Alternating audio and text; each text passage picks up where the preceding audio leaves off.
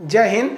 देखिए अभी पाकिस्तान जो है अपने वो दो आइलैंड को वो चाइना को हैंड ओवर करने का प्लानिंग कर रहा है। अब इसके बाद चाइना अगर उसे टेक ओवर कर लेता है तो जेन्युइन है कि उसे वो अपने एक नेवल डॉक में उसे बदल देगा। हालांकि इसकी साजिश पाकिस्तान धीरे धीरे रच रहा है। पाकिस्तान के प्रेसिडेंट साहब जो है आरिफ अलवी, इन्होंने अभी एक ऑर्डिनेंस पास किया है जिसका नाम है पाकिस्तानी आइलैंड डेवलपमेंट अथॉरिटी। जिस तरह से कैसे दिल्ली डेवलपमेंट अथॉरिटी है, नोएडा डेवलपमेंट अथॉरिटी है ना कि नहीं, एनडीए डीडीए, वैसे पीआईडीए है यहाँ पर। अब ये क्या चीज़ है, इन्होंने कहा है कि ये सिंध प्रांत में पाकिस्तान का एक बहुत ही मतलब रिच राज्य है।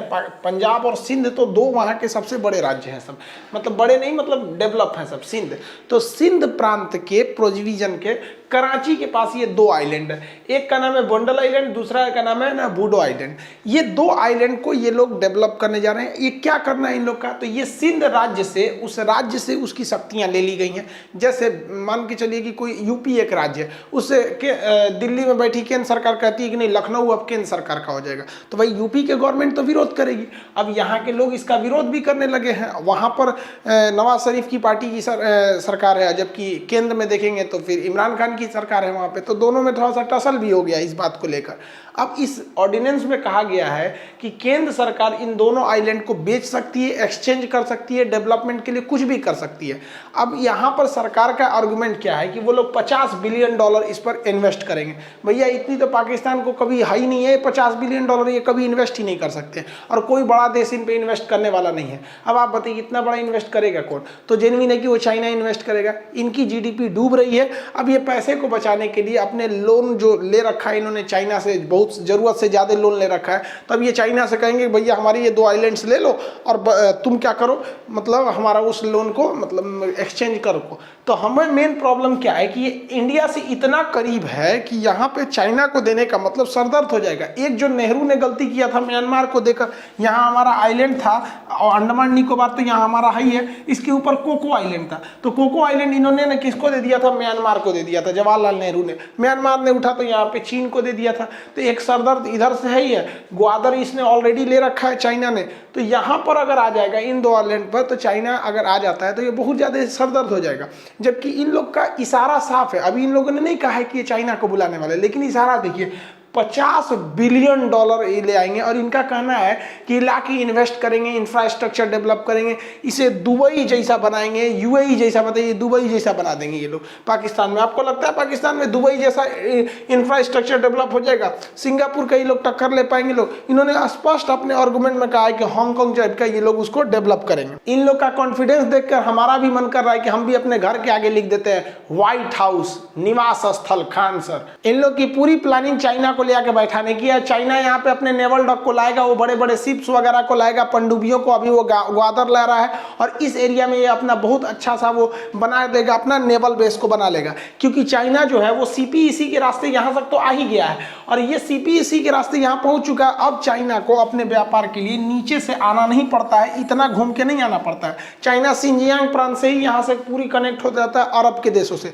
तो वो भारत से डरता था हिंद महासागर में, तो वहाँ से तो बाईपास कर दिया है। अब देखिए वो इसी रास्ते से अपनी आर्मी लेते आएगा, उसकी सेना को इस रास्ते से आने में कोई तकलीफ नहीं है, और यहाँ आने का मतलब एकदम गुजरात के पास आ जाएगा। और जब चाइना आ जाएगा तो हम कुछ नहीं कर सकते, क्योंकि किसी भी घटना के बाद क्या होता है, कॉम्प्रोमाइज ही होता है, उसके ज़्यादा तो कुछ नहीं हो सकता है हम लोग को। तो भारत सरकार को चाहिए कि इस पर रोके। अब इसको कैसे रोक सकते हैं भारत सरकार इसके लिए, क्योंकि अभी धीरे धीरे पाकिस्तान मूड बना रहा है, और एक बार जैसे धीरे से खुल के हो जाएगा तो फिर चाइना हम लोग कुछ नहीं कर सकते। तो भारत को भी इसके लिए चाहिए। तो हमारा एक बहुत बड़ा दोस्त है इजराइल। अब आप देखेंगे इजराइल मिडिल ईस्ट में आता है और हम लोग यहाँ पर हैं, हम दोनों में ज़बरदस्त दोस्ती है, और जितनी हम लोग में दोस्ती है ना, उतना ही भयानक इजराइल से पाकिस्तान में दुश्मनी है।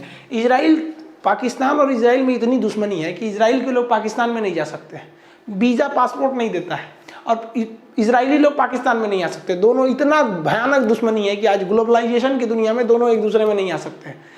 पाकिस्तान तो कहता ही नहीं है कि इजराइल कोई देश है, वो कहता है इजराइल कोई देश है नहीं, हम मानते ही नहीं है देश नहीं है। हाँ दे भैया, तुम्हारे यहाँ जो कंप्यूटर यूज होता है ना, इंडिया दुनिया में जितने कंप्यूटर यूज होते हैं उसमें ज़्यादातर कंप्यूटर में इंटेल का लगा हुआ है प्रोसेसर, वो इजराइल से आता है। भैया तुम्हारे यहाँ का कंप्यूटर भी वहीं के प्रोसेसर पे चल रहा है, भले माइक्रोसॉफ्ट का सॉफ्टवेयर लियो या हार्डवेयर किसी भी कंपनी का, डेल एचपी कुछ भी, तो ये बहुत डेवलप है। तो इजराइल का भारत से बहुत ज़बरदस्त दोस्ती है।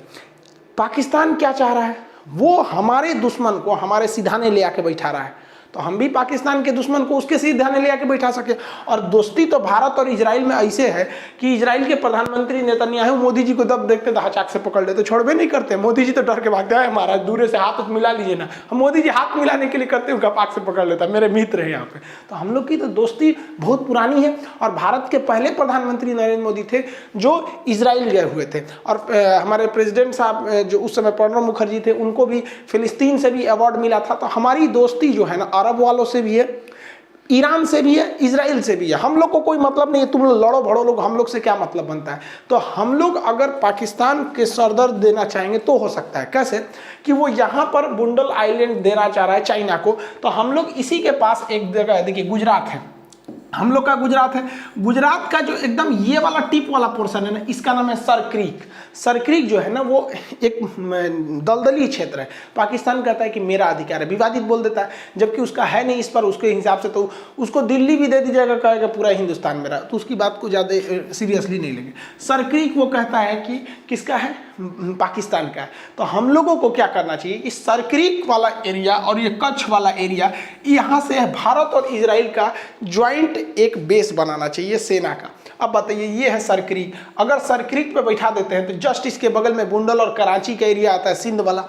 अगर यहाँ इजराइल आ जाता है ना, तो अगर हम ये केवल मन बनाते हैं, मीडिया में अगर ये खबर भी फ्लैश हो जाती है कि ऐसा होने वाला है, तो पाकिस्तान की जनता पे इसका बहुत बड़ा असर पड़ने वाला है। वो इजराइल को देखना नहीं चाहते हैं, क्योंकि उन्हें पता है कि अगर इजराइल इतना करीब आ जाएगा ना, तो फिर वो पाकिस्तान के अंदर आराम से झांक लेगा। क्योंकि इजरायली टेक्नोलॉजी इतनी ज़बरदस्त है कि यहाँ बस इजराइल को बैठा देंगे तो उसकी एयरफोर्स इतनी पावरफुल है कि हम एक वीडियो भी बनाए थे 6 डे वार फिलिस्तीन इजराइल के विवाद में, कि उसने 6 दिन में अरब देशों को हरा दिया। और पूरी दुनिया जानती है इजराइल से टक्कर लेना इन लोग की बस की बात नहीं है, भले इनकी एरिया बड़ा होता है। तो क्या हुआ, उसकी टेक्नोलॉजी इतनी भयानक है, वहाँ एक से एक रडार लगाए हुए हैं सब, कि अंदर पूरा यहाँ से स्पाइंग का काम हो सकता है। तो पाकिस्तान के लिए ये देना एकदम, ये मैसेज देना जरूरी है कि भैया अगर तुम चाइना को लाओगे तो हम इजराइल को लाएंगे। और इजराइल को लाने से हम लोग को कोई खास इफेक्ट पड़ने वाला नहीं है, क्योंकि इजराइल आएगा तो उसकी खुफिया एजेंसी बहुत ज़बरदस्त है। इजराइल की खुफिया एजेंसी इतनी खतरनाक है कि ईरान के जो वहाँ के मोसाद हैं, इजराइल के खुफिया एजेंसी का नाम है मोसाद, इन्होंने इतने ज़बरदस्त सीक्रेट मिशन को अंजाम दिया जिसका कोई हद नहीं। आपको पता होगा ईरान के जो सेना प्रमुख थे वो इराक में गए हुए थे, कासिम सुलेमानी। इसकी खबर अमेरिका को मोसाद वालों ने ही दिया था, CIA को, कि गए हुए हैं, इनको फाइल निपटा दिया वहाँ पर। सोचिए, किसी देश के सेना अध्यक्ष को मरवा दिया इन लोगों ने, इतने खतरनाक हैं मोसाद के एजेंट। तो इजराइल को लाएंगे तो ऑलरेडी मोसाद वाले आ जाएंगे सर। और मोसाद में हर तरह के एजेंट होते हैं सर। मोसाद में महिला एजेंट होती हैं सर, अरब के जितने राजा हैं उन सबको लाइन मार मार के पटा लेती हैं सर। तो इनसे मुस्कुराएंगे, महिलाओं को पटाने में क्या जाता है, किसी को तो ऐसे को बाल गिरा लेंगे सर, और देख के इसे मुस्कुरा कैसे हो जाएंगे सर, लड़का फंस गया। तो वहाँ के राजा राजकुमार को फंसा लेती हैं सर, काम तमाम कर देती। अरे पाकिस्तान के राष्ट्रपति को फंसा ली थी यही इमरान खान, जब जवान थे ना, तो इनकी 3 गो पत्नी है। कौन, पहलकी है पहलकी मोसाद की एजेंट थी, इनको लाइन मार के फंसा ली थी। और उनका बहुत लंबा चाल था, लेकिन एक जगह नाच दी, ससुरी नाच दी थी, पकड़ लिया कि नाच कह रही है यहाँ पे, तो डिवोर्स हो गया यहाँ पर। मतलब डिवोर्स मतलब समझते हैं, डिलीट, फोल्डर डिलीट यहाँ पे। तो ये दोबारा ये डाउनलोड किए दूसरी पत्नी को। तो अभी 2016 में इन्होंने तीसरी पत्नी को इंस्टॉल किया यहाँ पर। अब देखिए चौथी को कभी डाउनलोड करने वाले हैं। तो अगर इजराइल जाएगा ना, तो इजराइल को पता है कि भाई पाकिस्तान के लोगों की पॉलिटिक्स क्या है, तो 4 गो महिला एजेंट को उतार देगा, तो आधा ने तो उन्हीं सबको लेकर घूमने लगेगा सर। तो ये पाकिस्तान की पॉलिटिक्स है। हमारे यहाँ ऐसा थोड़ी है, हमारे यहाँ के तो जितने पॉलिटिक्स में जाते हैं सब पत्नी वाले रहबे नहीं करते हैं। अटल बिहारी वाजपेयी को देखिए, हमारे नरेंद्र मोदी को देखिए, योगी आदित्यनाथ जी तो सर ये नहीं किए, हमारे राष्ट्रपति साहब को देखिए, APJ अब्दुल कलाम। तो ये लोग पे महिला एजेंट का खून असर नहीं करता है, साइड में रहो लोग, तुम इससे मतलब नहीं है। तो ये एजेंट अगर आ जाएंगे तो भारत के लिए अच्छा है। हाँ, भारत के लिए एक चीज़ गड़बड़ हो सकता है कि फिर ईरान हमसे खटकने लगेगा। फिर ईरान कहेगा कि आप हमारे दुश्मन को क्यों ला रहे हैं हमारे करीब। ईरान ये कह सकता है कि हम आपको आपका चाबहार बंदरगाह नहीं देंगे, फिर तब भारत के लिए दिक्कत होगा। तो हम इजराइल से एक शर्त रख सकते हैं कि इजराइल कभी भी कच्छ या फिर ये वाले एरिया का प्रयोग कभी भी ईरान के विरुद्ध नहीं करेगा। क्योंकि इजराइल भी इस पर रेडी हो जाएगा, क्योंकि इजराइल इस एरिया से ईरान को कैप्चर कर ही लेता है, लेकिन इजराइल के लिए पाकिस्तान दूर हो जाता है। तो इजराइल भी आराम से एग्रीमेंट कर सकता है कि ठीक है, हम इस एरिया का कभी भी प्रयोग या इसका कोई भी प्रयोग ऐसा नहीं करेंगे जिस पे ईरान है। तो ईरान भी खुश हो जाएगा कि भैया देखो भारत हमारा इतना अच्छा ख्याल रखता है कि वो दूसरे से हमारी पैरवी करा रहा है। तो अभी सजग होने की जरूरत है, वरना जब ये गड़बड़ हो जाएगा ना तो पछताने के अलावा कुछ नहीं रहेगा। क्योंकि आप देखिए, नेहरू जी ने गलती किया, यूएनओ में केस ठोक दिया जम्मू कश्मीर का, क्या हुआ? कुछ नहीं हुआ। यहाँ से जो गलती हुई थी, चाहे वो 1962 की गलती थी, क्या दिक्कत है? 62 की गलती में हम लोग अगर पूरी दुनिया अगर एक तिब्बत के मैटर पे तो भी हम लोग सॉल्व कर सकते थे। तो गलती होने के बाद हम लोग पछता ही सकते हैं। अभी जरूरत है, क्योंकि भारत को गुट निरपेक्षता को त्यागना पड़ेगा। और खुद चाइना के मुखपत्र ग्लोबल टाइम्स ने भी बोला है कि भारत अब गुट निरपेक्ष यानी नॉन एलाइजिंग मूवमेंट से हट रहा है। और वैसे भी क्यों ना हटे, जब अमेरिका, ब्रिटेन, फ्रांस जैसे दोस्त नाटो के जैसे गुट में बैठे हुए हैं, तो हम ही लोग का बहुत बड़का बहादुर बनल है लोग कि हम लोग किनारे होकर सबसे अच्छा रहेंगे। वरना इस चाइना को रोकना बहुत जरूरी है, बेलगाम घोड़ा होते जा रही है। आई होप आप इसे समझे होंगे। इजराइल की खुफिया एजेंसी कितनी खतरनाक है इसका अंदाजा आप इस बात से भी लगा सकते हैं कि एक बार बहुत पहले कुछ आतंकवादियों ने एक प्लेन को हाईजैक करके युगांडा लेके चले गए थे, सब अफ्रीका के देश युगांडा में, और कहे थे सब इजराइल से कि तुम हमारे आतंकवादियों को छोड़ो। इजराइल ने एक को आतंकवादी को नहीं छोड़ा, बल्कि 3-3 जहाज कमांडो को भेज दिया। कहाँ पर? युगांडा में। वो लोग घुस के वहाँ पर उनको आतंकवादियों को मार के, वहाँ बंधक जो बनाए गए थे उनको वापस लेके इजराइल आ गए थे। आप कहेंगे तो इसके लिए एक सेपरेट वीडियो बता देंगे कि कैसे कैसे ये कांड हुआ था। मिलेंगे नेक्स्ट क्लास में। जय हिंद।